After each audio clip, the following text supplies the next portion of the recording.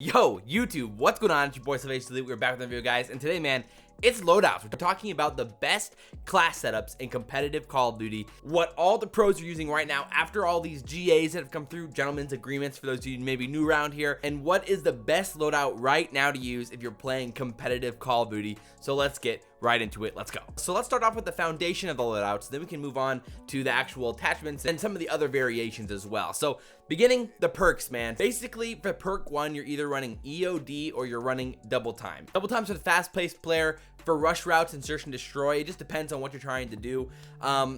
You know, oftentimes it's a split 50-50 between double time and EOD, depending on what you want to do. But seemingly a lot of guys prefer running double time and then relying on the trophy systems to protect them when they're in the hill or playing around the hill. Perk 2 is basically only point man. I mean, there's really nothing else you can really run in perk 2. Ghost does nothing, and the other things are banned. So point man's kind of your play there for your specialist streaks that you're going to be running here in a second. And then for perk 3, battle hardened or tune up are the only two that players use. Search and destroy tune up's really nice because you can get that dead silence more often. And then of course, even in respawn, it's really nice. You get the dead silence or the trophy systems more often. If you're playing like 4v4s or 3v3s S&D, for sure run tune up. You're just going to get those things more often and you're going to be getting hit with less stuns. Just tune up's the better option as a whole. But in 5v5 it's a little bit different because you might have to gauge it based on who you're playing and how often they're throwing their stuns and their flashes, and then go from there. I prefer to run tune up as much as possible, but sometimes you just got to throw on that battle hardened if the other team's really effective at using their stuns and flashes. So then you throw on the specialist streaks because all score streaks are banned in competitive play this year. There just haven't been enough good score streaks to use, so they banned them. Long story short, basically for the specialist streaks,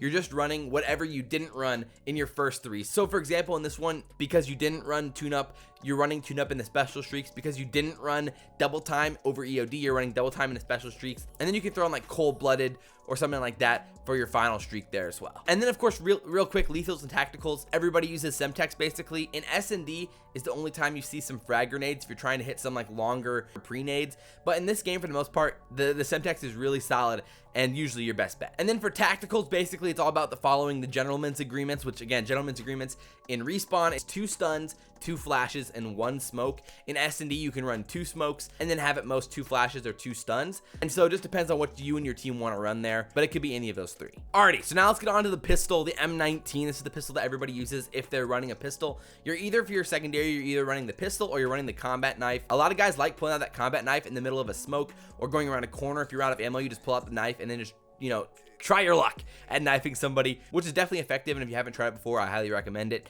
But here's the M19 loadout, pretty basic, and if people throw on a 5th attachment, they basically like will throw on like a sight or something, but a lot of guys prefer the iron sights over a sight at the end of the day anyway, so this is what they're running. Here we get into the juicy part of the episode, the MP5. So of course, if you guys followed the scene, maybe you've been keeping up with the gentleman's agreement drama that's been going down the past few weeks. So long story short, basically players are really fed up with Infinity Ward since Infinity Ward hasn't given competitive like basically any updates or gun balances at all. So far this year they've GA'd a lot of attachments and a lot of things already. Of course, it's kind of a laundry list at this point, but they added Merc foregrip as an attachment to that list, and of course they added auto tac sprint as well. But the Merc foregrip is the attachment we have to focus on here, which really changes up some of these loadouts for the MP5. So I've waited a little bit to make this video to make sure that we have a good like setup or loadout that most pros have agreed on at this point. We're gonna go over a few variations for a few pros have been trying some different things, but right now, as of today, this is the loadout that all players have agreed on. The operator foregrip is kind of the go-to foregrip now over the Merc foregrip,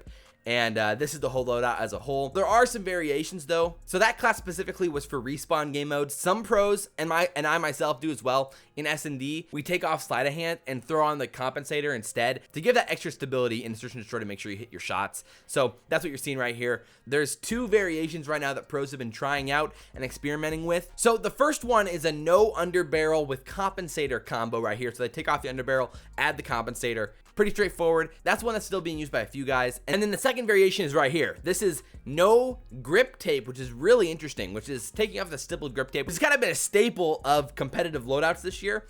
But some people have been experimenting with no stippled and trying out the operator plus compensator combo with sleight of hand still, which is really interesting. And we'll see. This one has at least some potential to catch some heat and become more popular. But for now, people are still kind of experimenting with that one. I'd expect operators still be the go-to loadout from here on out. So as for the M4, depending on who you talk to, it hasn't really changed much. You still got the compensator on here. You've got the commando foregrip, the grenadier, the stippled grip tape, and no stock.